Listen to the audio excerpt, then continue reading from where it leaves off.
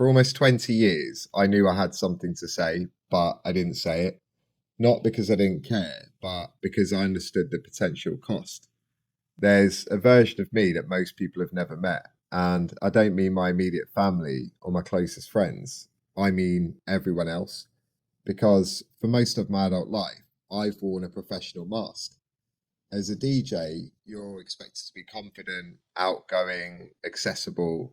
You're supposed to belong to the crowd, even if deep down you don't. And the truth is, I often didn't. I've always been more observant than expressive and more reflective than loud. And I've always felt slightly apart from things, even when I was in the middle of them. So, over the years, while standing in the DJ booth, I wasn't just playing music, I was playing a role.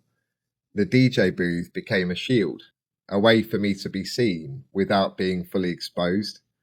People danced, I travelled, and I built a career, but parts of me stayed quiet, such as the way I think, the questions I ask, and the things that I notice, because I knew that speaking about certain things could quietly close doors. So I stayed in my lane.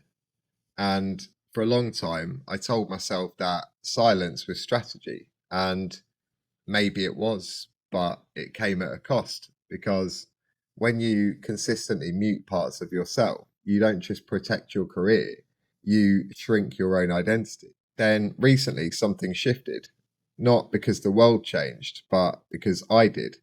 And I realized that even though staying quiet might protect certain opportunities, it also limits who you're allowed to become. Because the longer you separate the person you really are from the person that you publicly present yourself as, the harder it becomes to know which one is actually real. And at some point, that trade off stops making sense.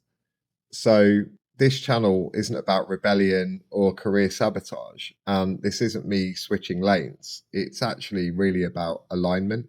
The truth is, I'm not here to burn bridges or provoke people for attention. I'm actually here just to express my thoughts about the things that I really care about and to build a life where different parts of me are cooperating rather than competing with each other. So, if you've ever felt that you've had to hide parts of yourself just to be accepted, or split yourself into different versions just to stay successful, then maybe the real growth comes from finally having the courage to show up as who you actually are. I'm Andy Gates, and this is Between Worlds. Thank you for watching, and I'll see you in the next one.